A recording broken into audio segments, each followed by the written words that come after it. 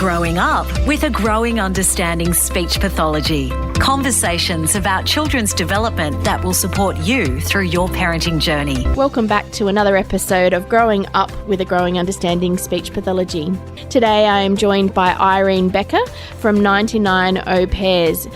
Irene is the co-founder and director of 99aupairs, and she established this award-winning business as a solution for busy families, and this was based on her own experiences of juggling family and work.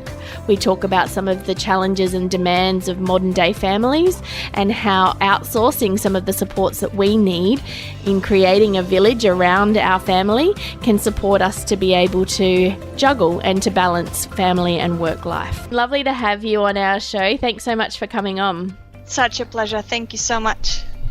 So tell me a little bit about your journey, about how 99aupairs came to be. You're an Ozmumpreneur Award winner as well, so I would love to hear about your journey in business and in life. Well, I think it's probably a culmination of a lot of little steps along the life, I think. I was always a little bit of a rebel and questioning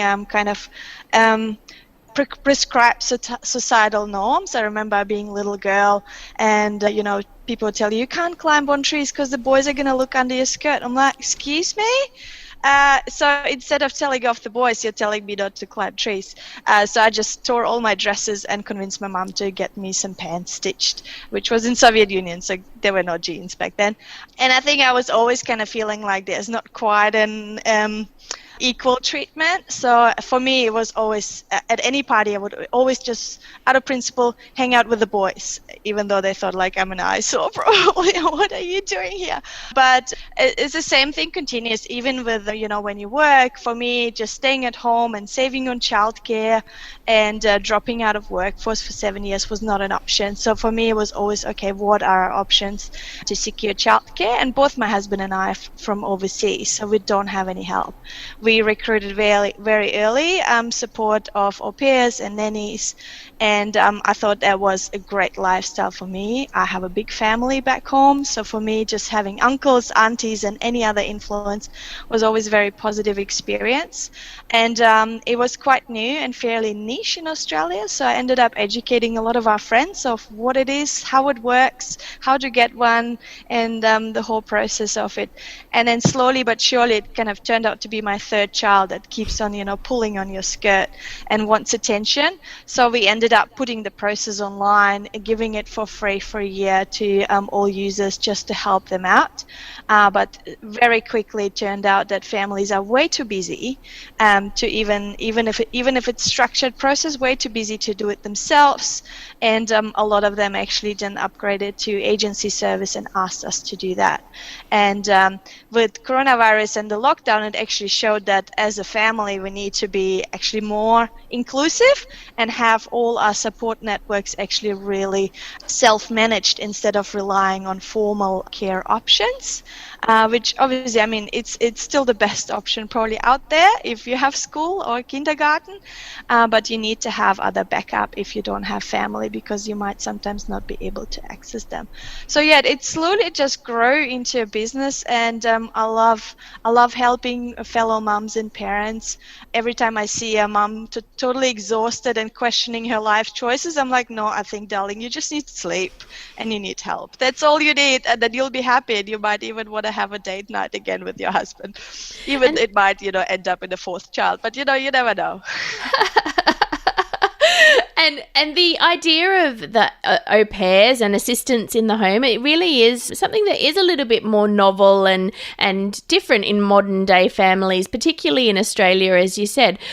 For families that may be busy and finding that balance hard between work and that home life, what should families be considering in terms of how to get additional assistance and help?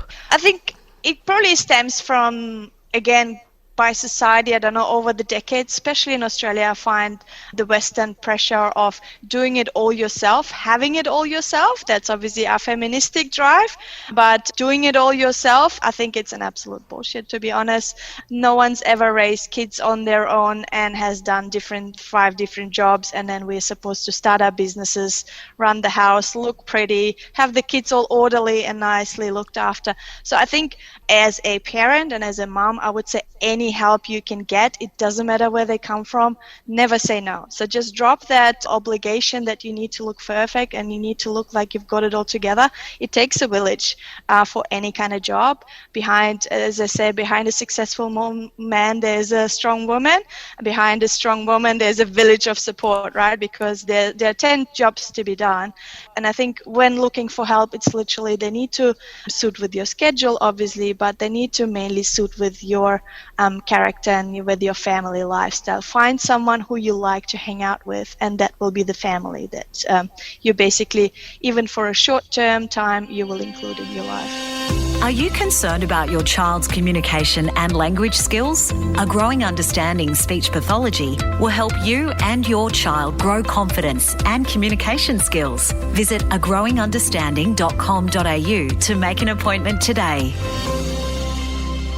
And I think this year we've really realised how small the world can actually be, having to be at home and to, go into isolation for a lot of the time. We've really realised, I think we thought that the world was such a big place, but I think we're really realising how small our little world can sometimes be and sometimes feel. And so it is really important to find your village. And if you don't naturally find that village and that community of people, it might be that you actually need to outsource and to employ those networks of support as well to help you to do the things that you do and do it well. 100%, I agree. From your experience, having au pairs and having additional support, is there anything else that you could suggest to our listeners and to parents who are seeking support? What's some parenting advice or some parenting hacks, if you like, that you've learned along your journey? I think it comes to parenting, pure parenting. My favorite hack is when I need to take one of the kids to the supermarket and I try not to buy everything they see on shelves.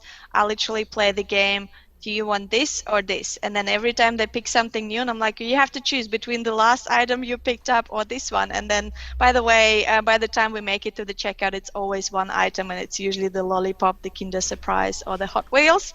It's worked for years. It's a bit harder with my younger one. She's a bit more cooked and smart. And clever, but definitely works. But I think overall on parenting, and especially when you start trying to outsource, think a bit long term, right? Every day there will be little disasters and things will go wrong and there'll be miscommunication and maybe a misalignment of expectations. It's really, I always ask myself the question, is it going to matter to me in 5 years? I have one episode where one of our earlier au pairs was too busy playing with our bub and she was sterilizing the bottles, so the old school way, you put it in the pot with boiling water.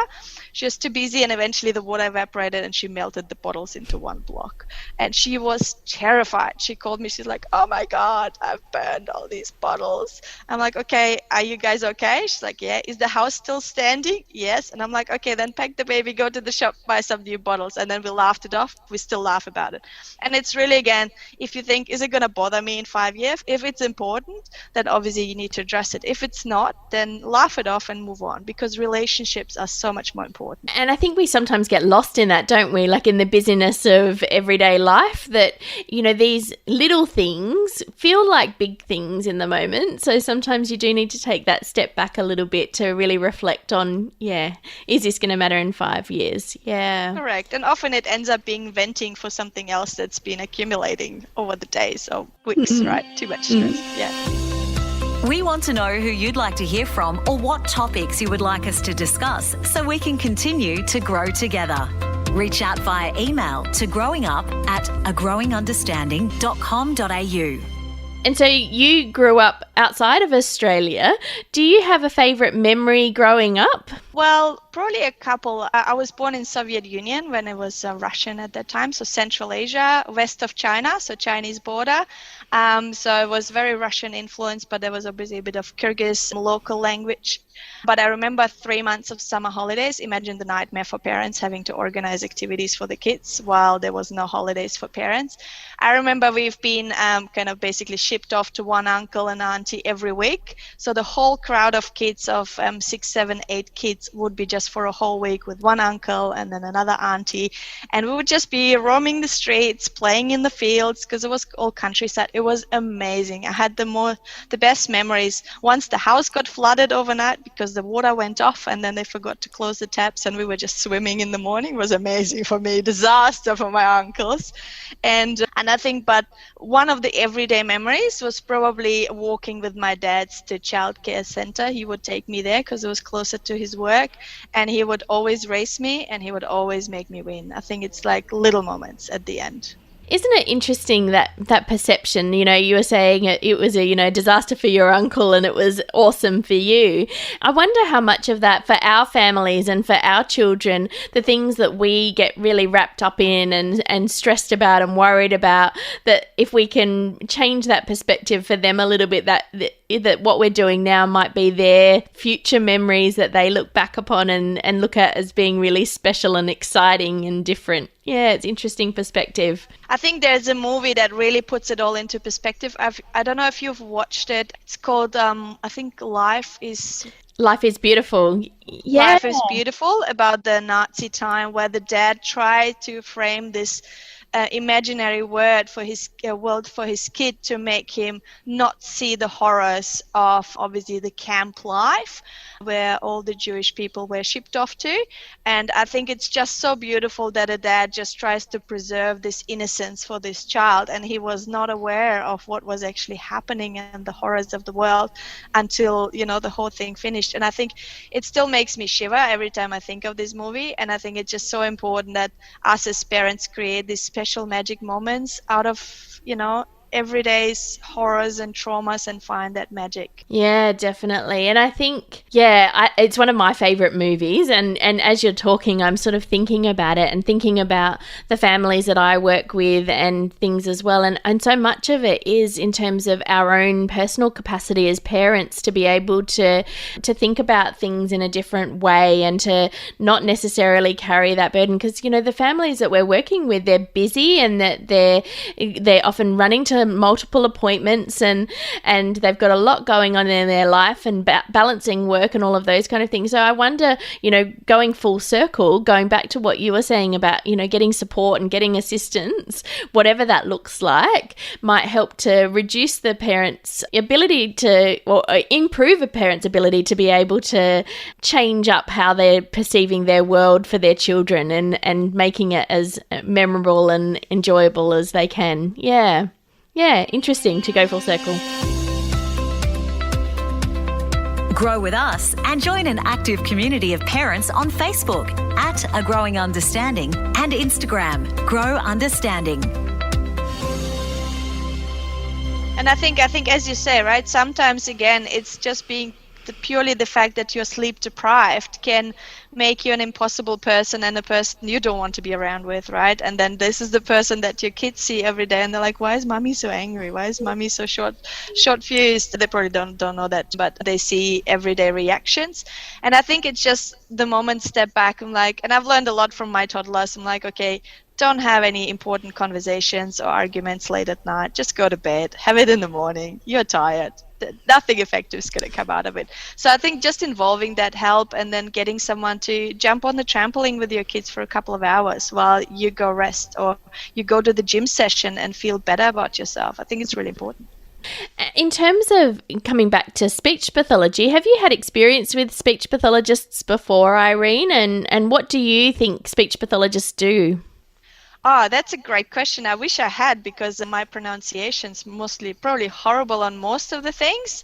And because English is my third language, I was actually always quite, insecure about any language because you just drop into another language without proper introduction. So I went from Russian, then completely switching to German when we moved to Germany, and then to English, and not really ever had any introduction in speech pathology. I think it was not a big thing in my family or in our circles to involve professional help, but I think it can be such a game changer, especially for kids, to improve their confidence, because obviously with I don't know if they have any issues or small things, it starts impacting their confidence and their competence as well, right? So I think actually there needs to be more education about this.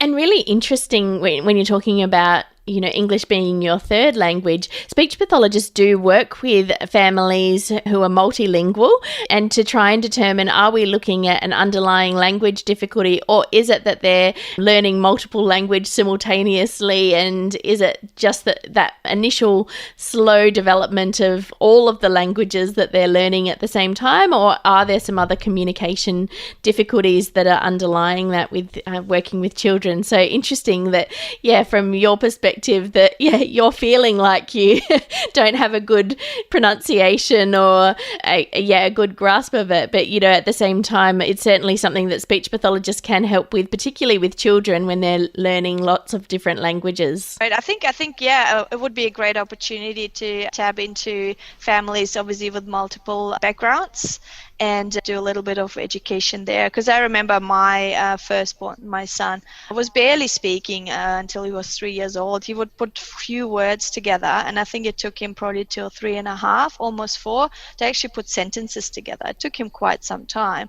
Whilst my daughter, the second one, she just blabbers away and she never stops. So I think it's probably the second child syndrome rather than the first. But I was always kind of assured by all the educators, said don't worry about it, because he hears so many different languages at home, it might just take time. It would have made me probably feel more comfortable if I had some guidance that way. It's been so lovely to speak with you today, Irene. Thanks so much for all of your insights into how au pairs can help busy families to be able to help children to be able to grow. How do people reach out to you and get in touch with you? Where can they find you? I think any social media channels, Instagram, Facebook, or simply through our website, whether it's chat or email. Our team is always happy to help and educate and explain the cultural exchange program. Awesome. That's fabulous. Thank you so much. So grateful for your time. And I'm sure that we'll put all of the details into the show notes as well, so that families can reach out to you and to get some support to create their village and to get some networks of support around them and their family and helping their children to grow. Thanks so much, Irene. Thank you so much for inviting me. It's been such a pleasure. If you found this podcast helpful, visit our website for resources, information and advice that will support you during your family's speech pathology journey and help your child grow.